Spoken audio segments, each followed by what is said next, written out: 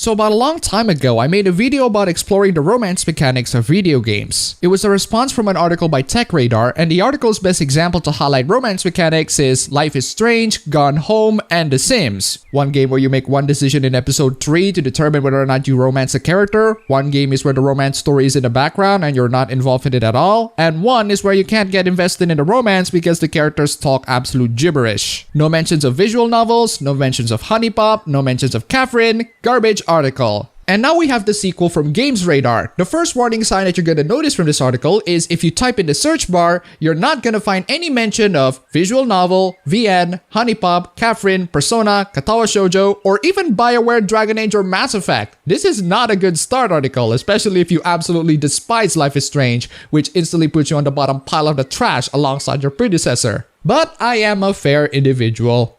At least most of the time. I will look at what you had to offer me, article. Now to this day, I haven't played Life is Strange Before the Storm, mostly because the game looks freaking cringy. It's only 3 episodes, it explores the story of a very unlikable character, and it explores the story that is already explored in the first game anyway, so why even bother? It's the story about how Chloe and Rachel become either best friends or lovers, but considering how extremely negative the reception of her character is in the previous game, it's like a movie about the romantic love story of Dolores Umbridge. As I've explained in my previous video, it's very difficult to gamify romance. Romance is not a simple thing to make a game of because a lot of it is very subjective and dynamic. Killing people is very objective, which makes it easier for the AI to replicate and simulate it. Romance, on the other hand, well, it's going to be very limited into what the game programs for you. And this leads to one of the key problems with romance games. Video games will require some sort of skill to play, and theoretically, playing a romance game would in some ways test your levels of empathy, understanding, flirting, etc. But in reality, it's all about the correct dialogue choices and following the game's very arbitrary flowchart regardless of whether or not they make logical sense. A lot of visual novels are literally riddled with bizarre adventure game logic which forces you to grab the guide to get the ending that you want. You can probably end up in a visual novel where you can get the good ending of a girl by fapping to her unconscious body. They also tend to not have one consistent rule. A lot of visual novels reward you for taking multiple routes, but don't even try that in Kimi to Kanojo to Kanojo no Koi. Some romance novels are perfectly okay if you end up single. Some would just straight up punish you for it. The point is, it's very difficult to gamify romance because in order to gamify it, you need to quantify love. But love cannot be quantified. You cannot count it in numbers and you can't work it out in flowcharts. Or at least the ones that makes freaking sense anyway. Life is Strange Before the Storm does not gamify romance. All it does is to make an overblown lesbian visual novel with 3D rendering. That's not revolutionary. A Kiss for the Petals did that decades ago. They also released a new episode, Maidens of Michael, just recently on Steam with a 10% discount. Offer ends in March 2nd. I think games are scared of love.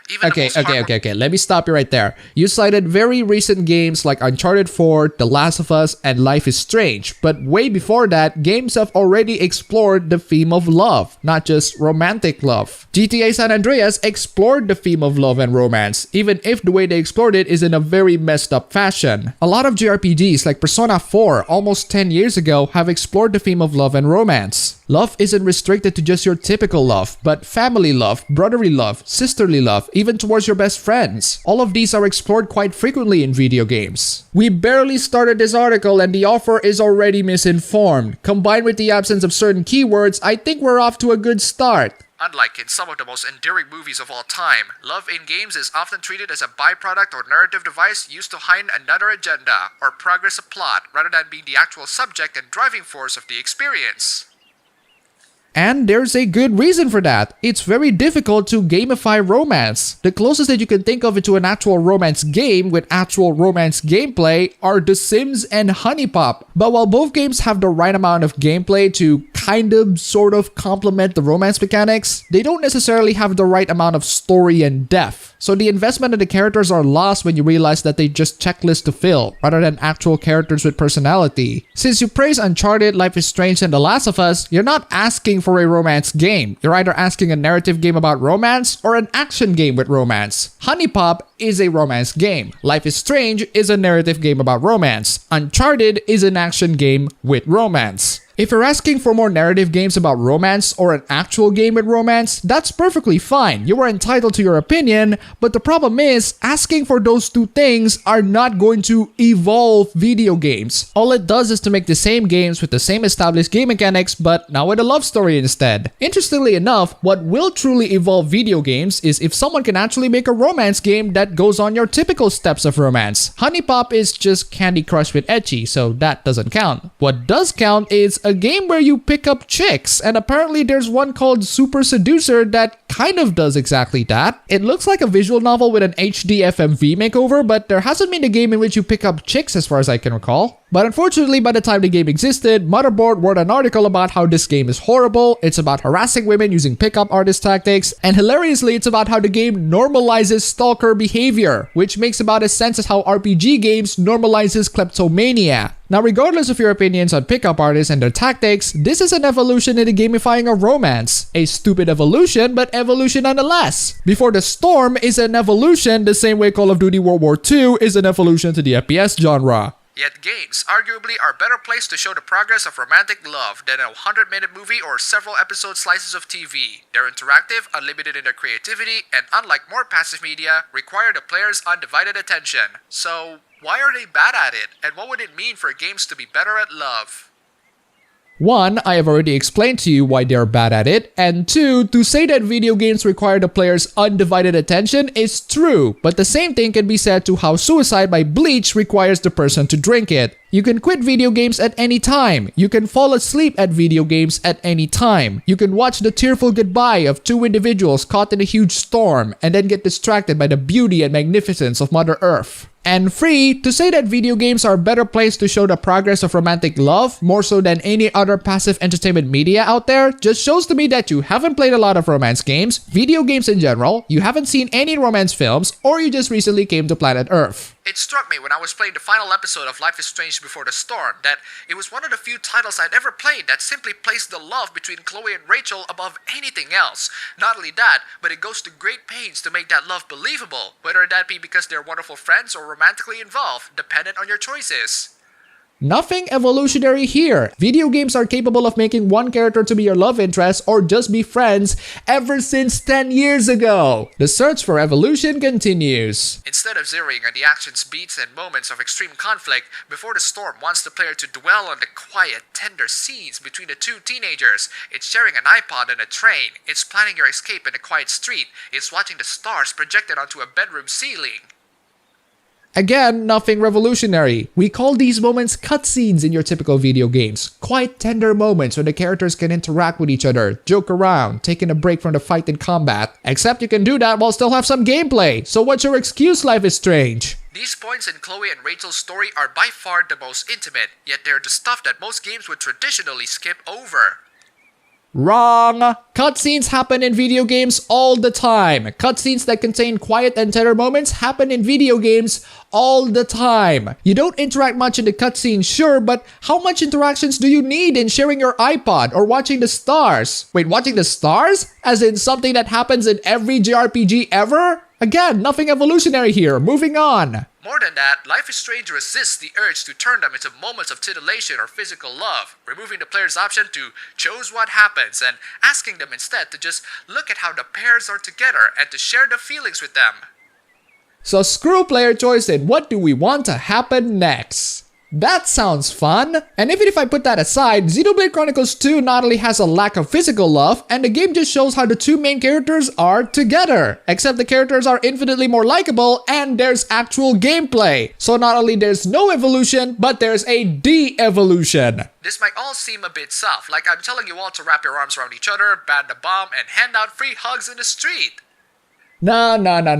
I'm a human too. There is nothing wrong with romance. There's nothing wrong with being soft. I love myself some headpats. I love to dwell on very cute and adorable things. I know how empathy works. I have very little of it, but I know how it works. If you want a romance game or romance stories in games, me too. But I want you to define what kind of games you want. And from the last paragraph, we know that you don't want a romance story that contains physical love and a player choice. That explains why you sound so depressed and desperately looking for love. Right now, it seems that games haven't quite gotten it right, even if there are an increasing number of examples where love is being better represented. Okay, so that's just like the opening for this pretty damn long article. From the opening itself, we know that the writer hasn't been playing a lot of games lately to know that romance and love has been explored in video games. And the writer also wants a romance game in which the player choice is unnecessary and you only get to look at the characters having a romance. I don't know how you argue that video games are better in terms of its interactivity, but then say that player choice doesn't matter. But that's just the beginning of this mess of an article. You may think that games don't need love. Whoa. Stop right there. No.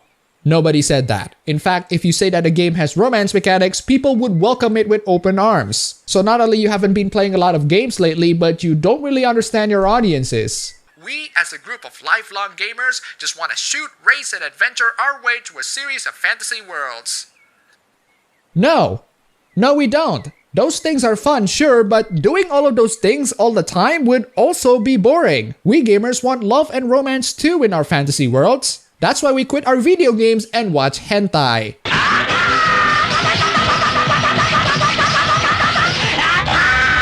Just from this paragraph alone, you are stereotyping gamers to an inaccurate degree. Gamers don't just want to play games that shoot, race, and adventure. Those are just the basic core gameplays. We want the game that can shoot, race, and adventure, just like Far Cry 3. Okay, other than Far Cry 3, we also want games like Stardew Valley, available now on Nintendo Switch, so you can simulate your farm literally everywhere. To think that gamers just want to shoot, race, and adventure is a blatantly stereotypical characterization that tells us so much about the writer's knowledge of gamers and video games, which is to say, not at all. We don't need the subtlety and mundanity of love, and that stuff is best left to Hollywood. There's clearly an argument there.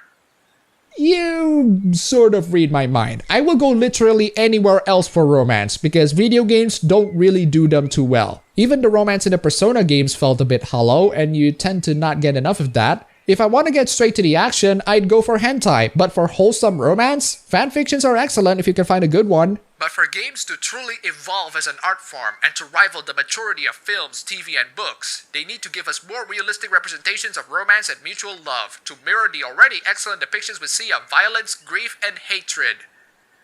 Oh, so this is where we fall back to. Now we fall into the discussion of games need to be more mature argument. So in order for games to truly mature as an art form and to rival the maturity of films, TVs, and books, they need to give us a more realistic representation of romance and mutual love. It's been a while since I encountered this discussion. This was a pretty damn big discussion back in the day. I've missed this for quite a while and I cannot wait to dissect this argument one by one because there are so many things wrong with this. First off, let's talk about how there are many components that craft a video game. In general, you have the visuals, the audio, the gameplay, and the story. You can play Rock Paper Scissors in the Sistine Chapel while blaring Moonlight Sonata in the background. The Sistine Chapel and Moonlight Sonata are two separate arts that support your Rock Paper Scissors game, which is the story. You can literally take out or replace both of them and you still have a strong, solid game to work on because Rock Paper Scissors is a game with their own sets of rules that people can play literally anywhere at any condition. Same thing goes to video games. Same shooting gameplay, but you can shoot demons, aliens, or rogue American soldiers. Since Life is Strange has practically no gameplay other than quick time events and some decision making, you can't really qualify it as an actual game. There are artistic merits in the visuals, the audio, and if you're incredibly generous, the story, but there's no artistic merit in the game.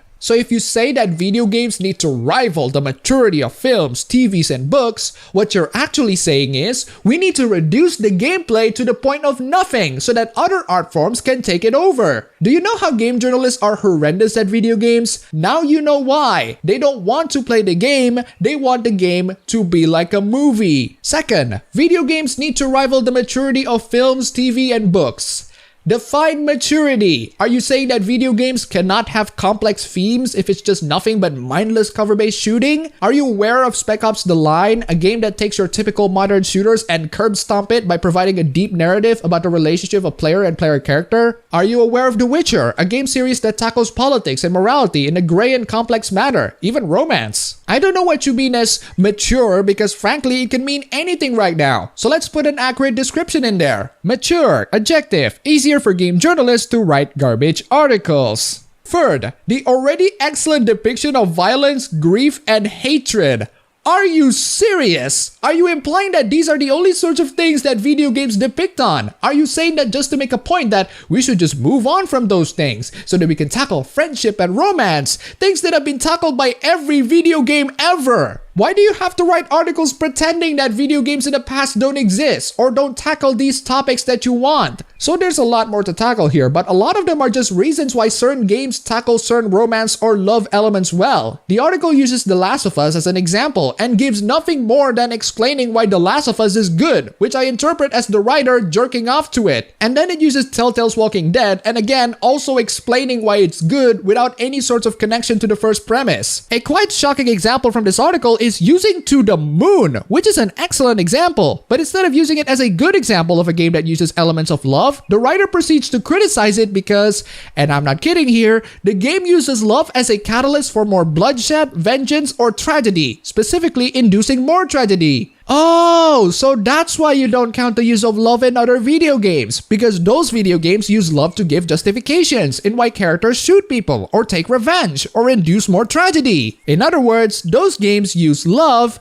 to serve the gameplay. Saying that it's moving the goalpost is a huge understatement. This is incinerating the goalpost and then replacing it with the one from a table football. It is especially insulting when the writer uses To the Moon of all games, a game that has shed the tears of pretty much everyone who played it. This is the sort of thing that will invite lynch mobs. To the Moon is a game that uses the elements of love effectively to tell a beautiful and tragic story. But your criticism is that it's undermined by the fact that it's about loss? Are you freaking kidding me? Do you watch Up and then gave up after the first 15 minutes because you can't handle it? I can't imagine what would happen if I recommend you Ori and the Blind Forest. You'd probably freaking faint before the game even starts. Many are still presenting the Hollywood fiction version of love that sees our hero, usually male, having a quick kiss with secondary female character during a couple of cutscenes.